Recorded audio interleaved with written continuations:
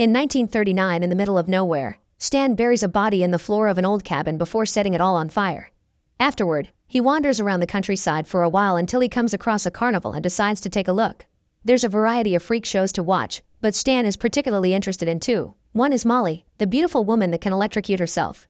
The other is the geek, a deranged man that eats a live chicken in front of the public.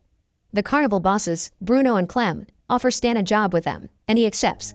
He begins traveling with them doing various jobs, like selling merch, helping put up and down the tents, and catching the geek whenever he escapes his cage. The first time, Stan hits him in self-defense, but then he starts feeling bad for the geek, and one night he even shares a cigarette with the poor guy. One day, the carnival stops near a house belonging to Zena and Pete, a couple that used to work as mentalists. They join the carnival with their act, which consists of using coded language and cold reading to trick their audience. Their coded language is all written down on a little book, and cold reading is just a matter of learning how to read a person's body language, fashion style, and level of education, among other things. Pete is an alcoholic, so whenever he's distracted, Zena and Stan get busy behind his back. Stan convinces the couple to teach him their tricks, so in his free time, he practices with them or hangs out with Molly. The two of them become very close, and Stan even comes up with an idea to improve her act, which she adores. Bruno, who feels responsible for Molly since her dad died, gives Stan the shovel talk to protect her. Stan promises not to hurt her, and later, he asks Molly to get away with him so they could have an act of their own in the city. They almost kiss, but Molly runs to her cart without an answer. That night, the geek hits his head pretty badly. His fever won't come down, so Clem asks Stan to help him take the geek down to town. After a quick drive, they abandon the geek at a homeless shelter. Then during dinner, Clem explains how he usually acquires his geeks. He finds desperate addicts in alleys and manipulates them with sweet words. Later, after their practice, Pete begs Stan to get him a sugar cane bottle from Clem's stash, and Stan complies. When Pete falls asleep, Stan tries to take a look at his code book, but Pete suddenly wakes up and takes it away from him. He explains the book can be misused, and the man starts believing he truly has the power, which takes him to hurt people. The next morning, Zena finds Pete dead. Many days later, the police arrive at the carnival to shut it down for illegal practices. When they go to Molly to get her for indecency, Stan quickly cuts in and activates the electricity as he pushes the deputies back, pretending he's saved their lives. Then he begins using his new cold reading skills to pretend he's in contact with the sheriff's dead mother, who asks his son to be merciful to these poor workers. The sheriff falls for it and agrees to leave with his men, so the carnival has effectively been saved. Molly is so impressed by Stan's quick thinking skills that she finally agrees to run away with him. The two of them kiss, and right after Molly admits she's never gone all the way with a man, Bruno finds them and begins beating up Stan. Fortunately, Molly stops Bruno as she explains she loves Stan and will be leaving with him.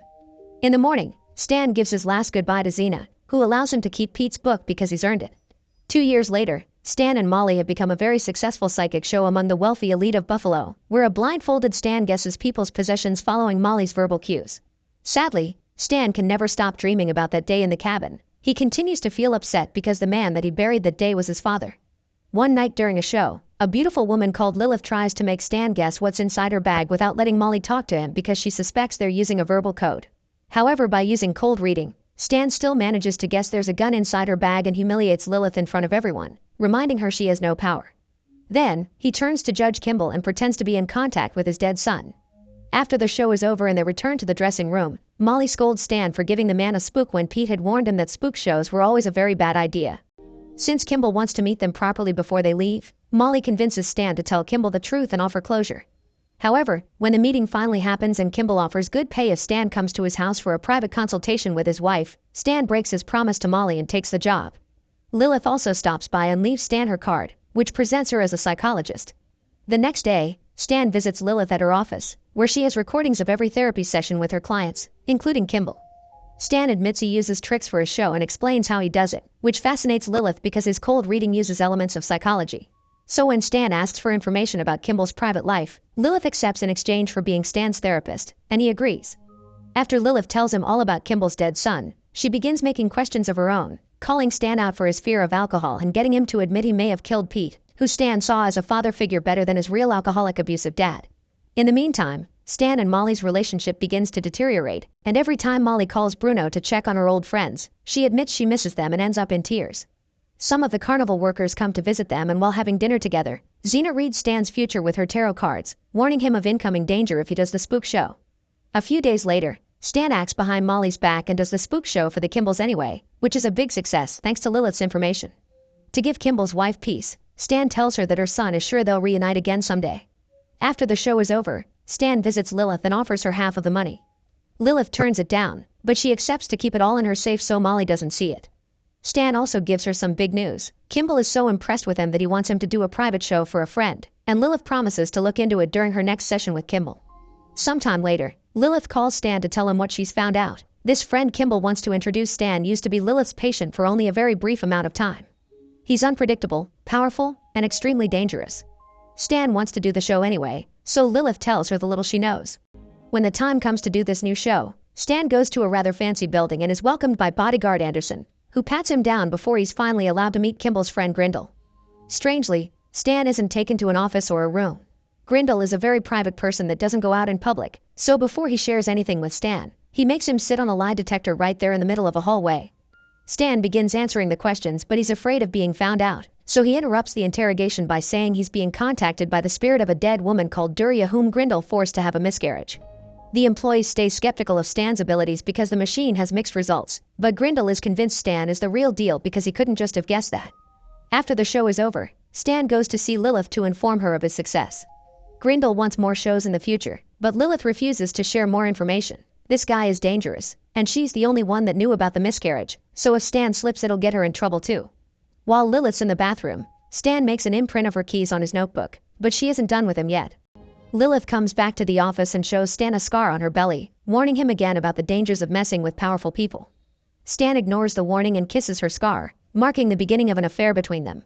Once working hours are over, Stan returns to the office using a copy of the key he's made and access Lilith's recordings to find out more about Grindle.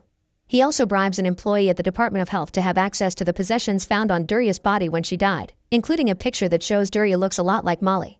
The next session with Grindle is also a success thanks to all this new information, but things get awkward when Grindle asks Stan to make Duria's spirit appear before him.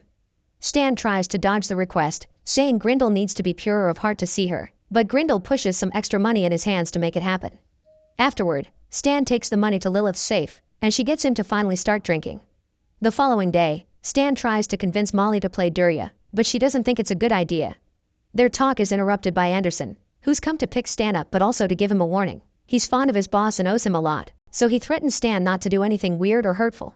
Then, Anderson takes Stan to see Grindle, who gets furious when Stan pulls the same old message tricks. Stan better make Duria appear or Grindle will make him regret it. Meanwhile, Kimball's wife can't stop thinking about Stan's words from her son saying they would reunite someday. While sharing a meal, she takes out a gun and ends things for both her husband and herself so they can be with their son again. Back to Stan, he convinces Molly to play Duria so they can get this over with. While Stan gets everything ready, Molly looks at the sketches of Duria in Stan's book to get her look right, but she's shocked to find he's been sketching Lilith as well. Now she knows of the affair, Molly decides to leave, leaving a note for Stan when he comes back. Stan rushes to the station to stop her, scaring Molly with his forceful words and stench of alcohol. At first, Molly refuses to cooperate, but he convinces her to change her mind by promising she's allowed to leave for good after she helps him survive the show. When night falls, the duo gets everything ready at the garden Grindle built for Duria. After sending Anderson back inside with the excuse of privacy, Stan starts the seance, and wanting to be pure of heart for Duria, Grindle confesses all his sins, saying he's hurt many women through the years as if that could help him find Duria again. At that moment, Molly appears at the end of the garden dressed as Duria and covered in fake blood. Unfortunately, the plan is ruined when Stan can't convince Grindle to stay behind to pray. Instead, Grindle runs to Molly and hugs her before realizing she is not really Duria. Furious, Grindle hits Molly and calls for Anderson, who is inside hearing the news of the Kimball's deaths on the radio. Stan shuts Grindle up by punching him until he's dead, then he runs with Molly to the car as Anderson comes out and begins shooting at them. It doesn't take him long to catch up with them, but as soon as Anderson comes near, Stan hits him with his car twice before leaving. The car is taken to an alley where Stan starts breaking the windows so it looks like it had been stolen. Molly is horrified by this man she can't recognize and slaps Stan before finally leaving him for good. Afterward, Stan goes to see Lilith so he can get his money back and escape the city. Lilith gets the bag with the cash ready for him, and after drinking a lot of whiskey, Stan tries to leave, but Lilith gets him to stay by kissing him and saying she loves him. Stan begins to get suspicious when Lilith turns on the recorder for his final session, so he throws the money on the floor and discovers it's all singles. The betrayal makes Stan freak out, but Lilith stays calm, calling him delusional and pointing out he can't prove anything about her involvement in his shows. She is incredibly disappointed by Stan for being just another money-obsessed man and shoots him, proving she is powerful after all. The bullet only grazes his head, So Stan jumps on Lilith and tries to kill her while she's on the phone with security.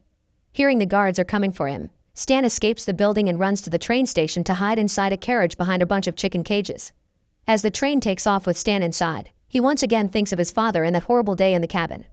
It turns out Stan told his old man he hated him before opening the window on a snowy day to let him die of hypothermia. From then on, Stan begins to wander around like a hobo, sometimes joining other groups of vagrants to share their fire. One night, after Stan exchanges his father's watch for alcohol, Stan sees an ad in the newspaper promoting Xena's new show. He decides to look for a job at the nearest carnival, but the boss isn't interested in his mentalist tricks because they're too old-timey. However, he does have another position for him. As soon as he realizes he's being given the geek speech, Stan laughs and accepts, saying he was born for it. Make sure to subscribe and turn on notifications so you can watch more videos like this. Thanks for watching.